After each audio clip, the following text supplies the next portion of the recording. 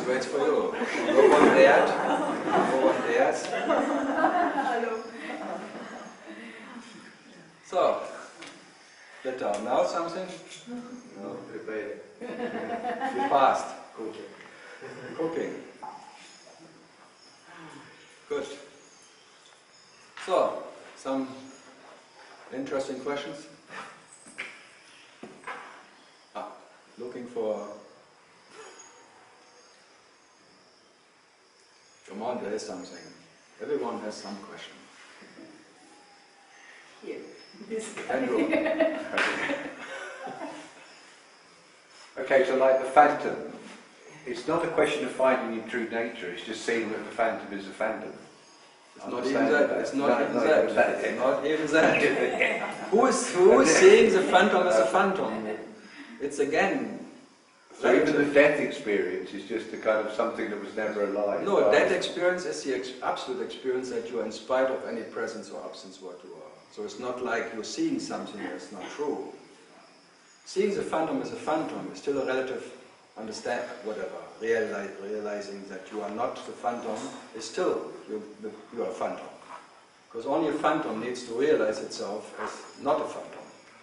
So then it's like a me becomes a no me. So the me, then you step back from the me, but what can step back prior to the me? It's another phantom who sees the me as a phantom and then becomes a no me, or nothing. So then, and the death experience, I mean... That experience of Ramana is that you are in spite of whatever you can imagine. Being in spite. Just being in spite, which you are every night. It's nothing special. It's more than natural.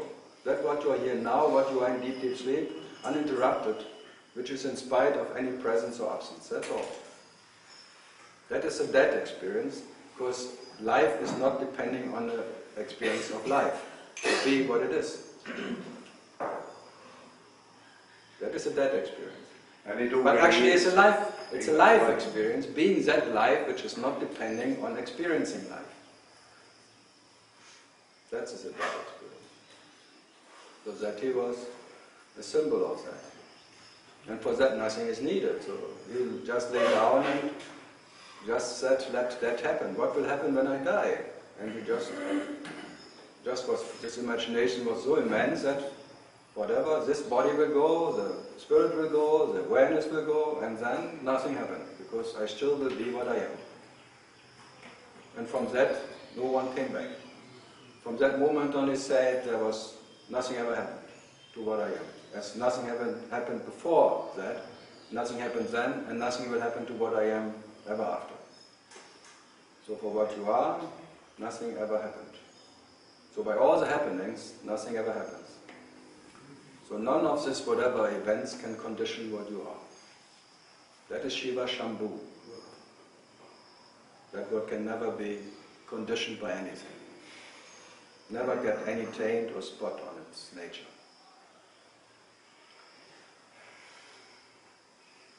So the no-me is still some stain, some definition. And it needs always a definer. And nothing is fine enough for what you are. So only you being what you are is the finest. But you don't know what is fine and not fine. So by not knowing what is fine and not fine, you are fine. And by being knowledge, neither knowing or not knowing what you are and what you are not, absolute neither knowing or not knowing what you are and what you are not, to rest in that knowledge, which is in spite of all what can be known. Never because of anything. The causelessness of your whatever. The trap is again that you think I'm causeless. But this I'm causeless is a definition. Yeah, as soon as you define... Yeah, because the moment you say what you are, you make yourself opposite to something else. And that's the phantom needs to create opposites. Without opposite, it cannot exist. So this is a realm of fifth story. It's a story of the relative God. And the relative God needs always, whatever, action. Often action can only happen between two, like polarities. Electricity can only happen between two.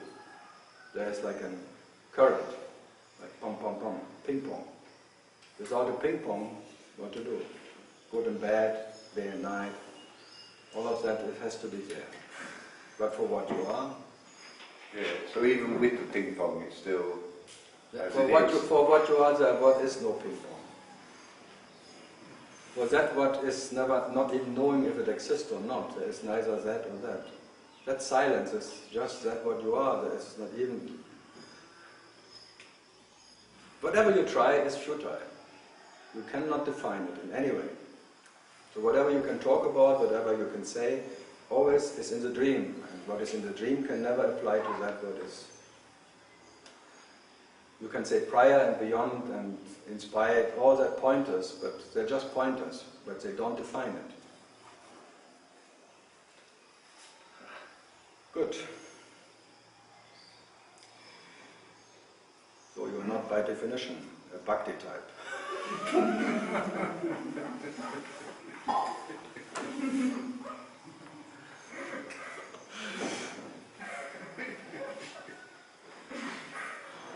I would say by definition. Not, I'm not by definition, by definition. I like that, bye. Hello, bye.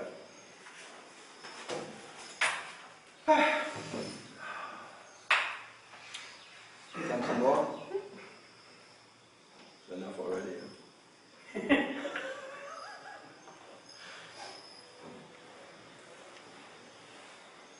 Everyone is fed up already. No one wants to have more.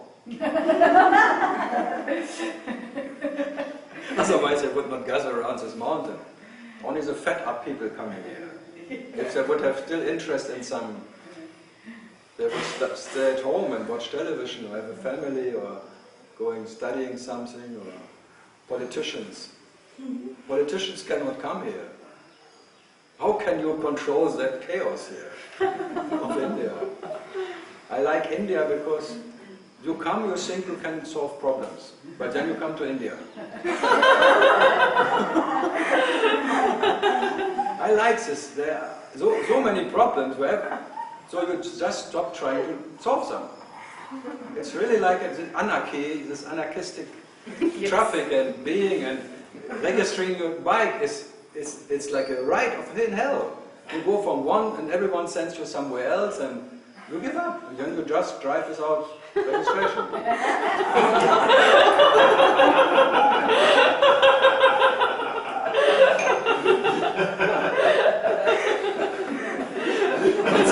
That you cannot do in Germany. They catch you right away. I tried 10 years of that registration. and then they become friends of the police chief. Yeah. And then it doesn't matter anyway.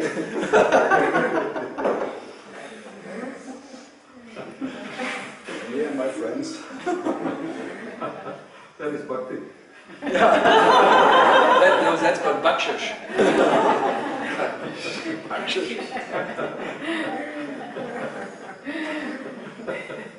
So in that sense, India is quite a training. Swiss people are the worst. They come with a broom in their head. They start already. I had so many, they come and then, but after 1 week,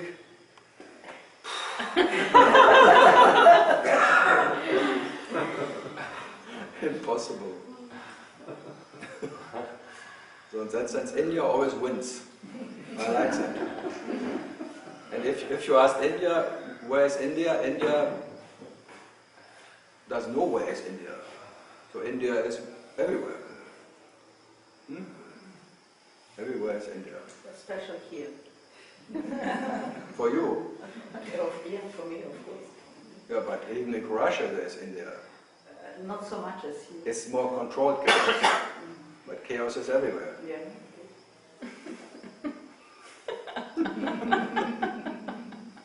Chaotic is your nature. You are the master of chaotic realization. Chaos. That is Christ in his Thomas Gospel. I am here to bring chaos, destroying all ideas that you can ever bring order in your existence. Not Jesus, a loving thing, all brothers and sisters. No, everyone will kill everybody. This is now the time. This is not happening. Now happening. Brothers and sisters killing each other. So, some more questions.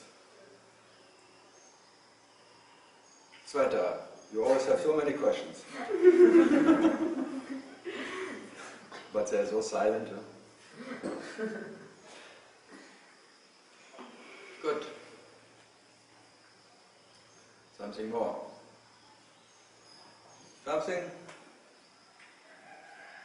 Well, where there are questions, when there's no questions, there's no answers, so there's no questions. But I'm here for questions. But we don't No answers I have at home, enough. I can, when I watch television there are no questions, but when I come here I come for questions. I'm here for fun, I'm not here for silence, because silence is everywhere. Yes. Or nowhere, whatever you say, but I'm not here, I'm here for entertainment. And question and answers are entertaining. This question answer is quite dangerous because this questions gets... Yes. So after a while there's the questionlessness of your existence left, that's all. But the questions have to be pronounced first. They have to come to the open. And then they're gone, because this is a darvish. And you're darvish. Wish, wish, wish, wish, wish. So the answers are just no answers, they're just releasing the question. It's not that there will be an answer who is giving you a question, which are normally the case. Because this answer you cannot remember anyway.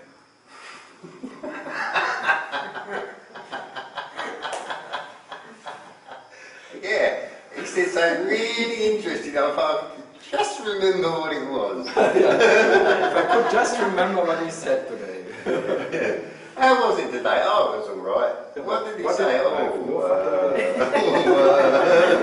Something about Shiva. I was trying to say about Shiva. He could not even write it down, though. Even after 20 seconds, what did he? Because it would be wrong what to write down.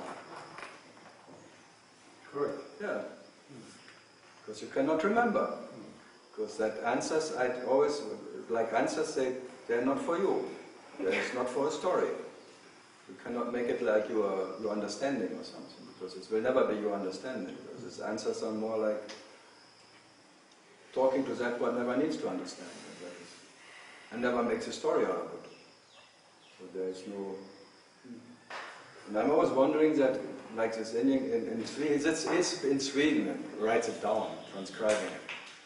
Maybe Sweden is boring enough. Sitting there listening, and he's a computer expert, so everyday computer, and at night he listens. Hey, it's Manjit, we see you in Bombay. And he started to do it because his wife left him. You see, existence takes care. By divorce, my books came out. 8 books now. Out of 1 divorce. It's magic.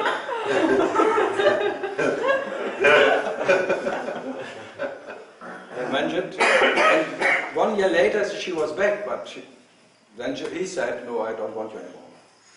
I have my books now.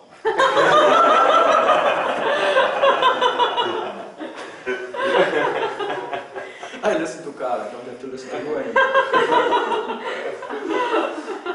It's quite dangerous.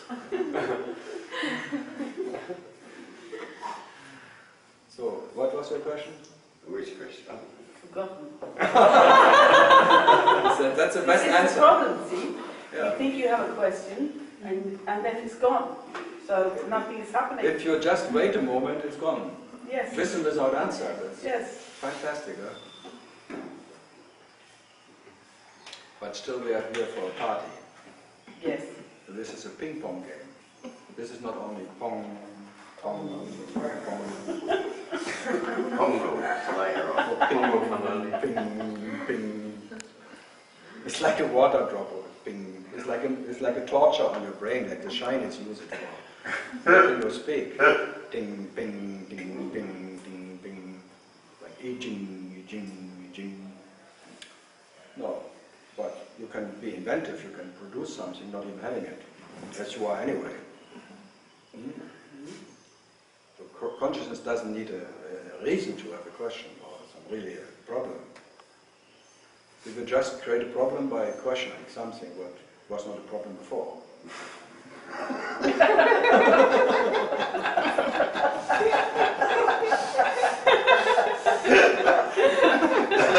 That's the way it is.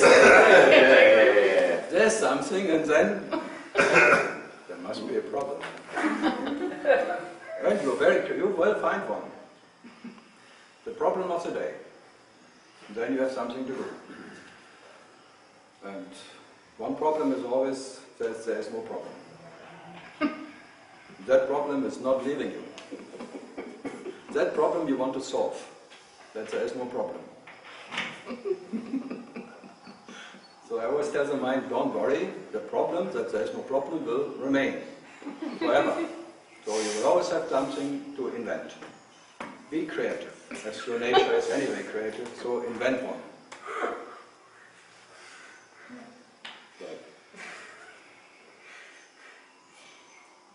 Blowing a balloon and then it's there and then you release it and then you blow it again. Good. So I now try to make a speech to create problems. Because I don't mind problems. There is the theory that there are more paths than More bhakti what? and more paths. More paths? What? Like vegan Where? Passes? paths. And Then bhakti and pasa? jnana, like Kama yoga or Raja yoga Gamma? or Gamma yoga? What's Gamma yoga? Kama. I like Gamma yoga. I have to remind you. There's Omega yoga and Gamma yoga. And backgammon yoga. Backgammon. I like Gamma yoga. Gamma. Omega and Alpha yoga. Alpha yoga. The Alpha wolf and the Omega woman. No, what was it? Some Gamma Christian yoga? bloody thing, those Greeks. What's Gamma yoga? Alpha yoga. Raja yoga. What? Bhakti yoga and jnana yoga. There's this theory that there are more yogas, like more than There's bhakti and many jnana. yogas, there are many yogas and whatever, as you cannot imagine how many yogas are there. Oh, and yogis. Yogi? Wasn't my fault. It was the other one. That problem was given to me. I just accepted it like a cat. Yeah. The cat you call Cleopatra or something. Like trash, I call Trash. Trash, yeah, trash. Hey, trash, come. I treasure you. Come to trash. Treasure you, trash. So what is your karma? Don't know. What you don't know? You had a question about karma yoga. What was it? Yeah, what do you think about the different ways? They're all wonderful. But only because they don't lead anywhere. Okay. Yeah, I tell you, they're wonderful, full of joy. And really, if they really would to lead to some final understanding or something, whatever, then it would be bad. Because then there would be something you can do what would, by that you could attain yourself. That would be the worst case scenario. If it really would help. They're all failing, and all of them you will fail. Thanks God. Enjoy the failing, because it will never lead to the end of your nature. They're promises, but they're just empty promises. So enjoy the way. This is Buddha. Enjoy the way, because the way is the goal, but not finding the end of the way. So there are many paths, or what you call yogas, and they're all wonderful because they're just the entertainment for what you are. Just an entertainment. That is life living itself in infinite ways, in infinite whatever, yogas and yugas and Kali yoga. No, I have the Kali yoga here. other yogas. So you believe in this yoga? I believe in everything, but I believe in everything. It's all a belief system. So I believe in it, just in case. Just in case, like God, just in case. I say, praise the Lord, just in case. Maybe there is one. If there is one, it's okay. If not, it's okay too. But just in case, I say, praise the Lord. No, it's like, again, if God would be real, you cannot get rid of him. If he is not real, you don't have to. So, just in case, you say, praise the Lord. Like the same with the whole universe. Again, if it would be real, your dream, you cannot get rid of it. You have to be what you are with that dream. If it's not real, you don't have to. So there was any problem in the beginning. Huh? So in any way, it has nothing to do as being what you are. So if it helps, okay. If it doesn't help, okay too.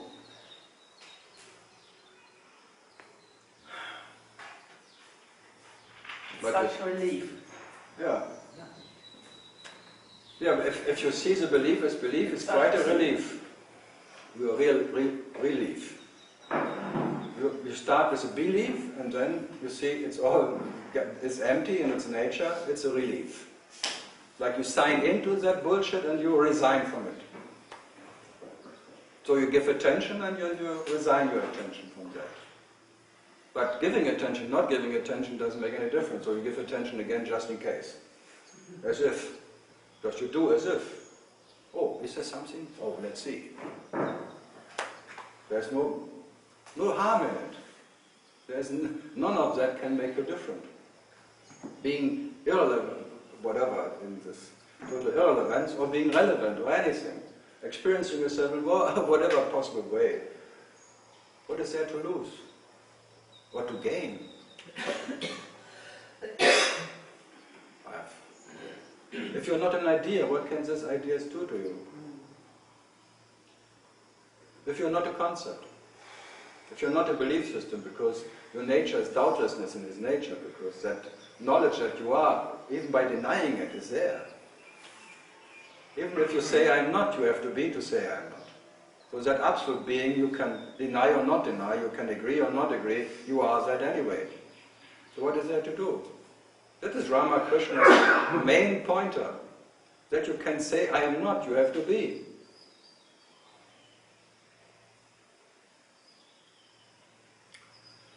So what to do? Or not to do?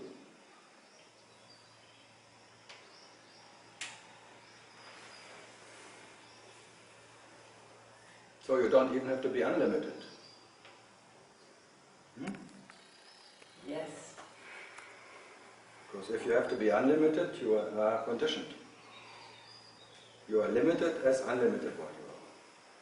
And that what needs to be unlimited is again, phantom who needs to be unlimited. Oh, poor you need to be unlimited. Oh, you poor unlimited bastard. Oh. You can be finite or infinite. Doesn't make any difference. You are absolute finite and you are absolute infinite. Is your nature gaining something by being infinite? No. Does it lose something by being finite? No. So you can be this finite, whatever, beginning, ending of personal story, or your reality will never be more or less by anything. So the real has nothing to fear. But when you are the unreal, you fear everything. Instantly.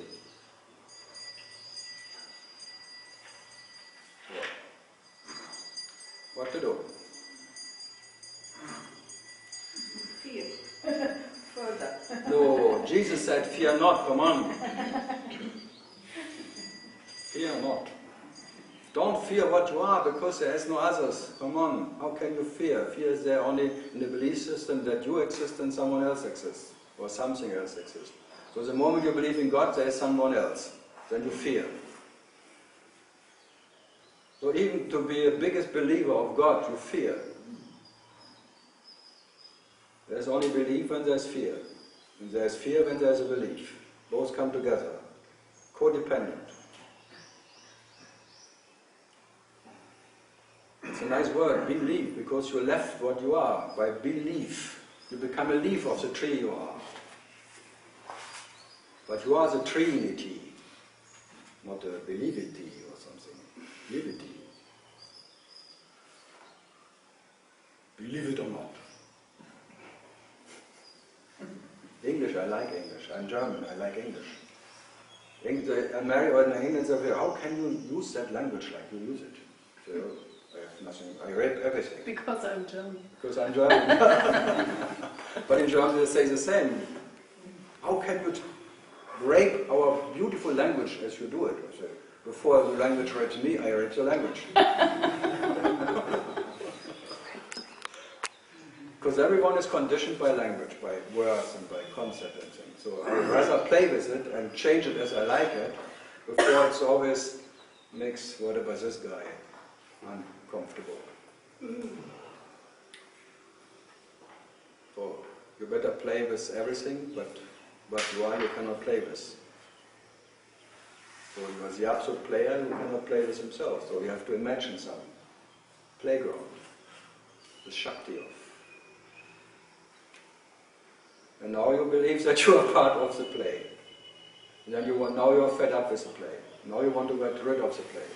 Like Shiva creating a puppet house, and now he became a puppet. Oh, poor Shiva. Now he wants to leave to be a puppet, he wants to destroy the puppet, but as much he wants to get out of the puppet, he stays a puppet. Fantastic, huh? What a trap he is, built it for himself. An absolute trap, coming out the absolute himself, becoming the absolute trapper, trapping himself in the absolute trap, having a preference of non-existing is better than existing. What a trap, huh? Nothing is better than something. Absence is better than presence. What a trap, huh? And then every intention is to the unconditional love, which you call absence of me. The absence of separation is better than the presence of separation. So the presence means separation, the absence means oneness or absence, which is quite enjoy it. So this little preference, that's the absence, you have a preference for absence. Because in the absence there is no discomfort. There's a comfort of the absence, of one who could be in a discomfort. There's a presence, and there's an experience of one who is in discomfort. And then there comes this preference. That's called me. Having this first preference of love. Trying to find love and avoiding hate. Trying to find comfort and avoiding discomfort. This little avoider, this preference, what is that? Phantom experience. Huh? That's the phantom itself. This little functioning of that preference of absence. This is natural. That's what we call love. Because unconditional love is better than conditional love. The absence of a lover who is different from the beloved, you call, the nature of love. And the presence of a lover who is different from the beloved, you call conditioned love. So what is a preference? Unconditional love. Wow. So you always try to go there and love everything as it is. Until your neighbor comes and knocks on your door. It's me. I know it's you.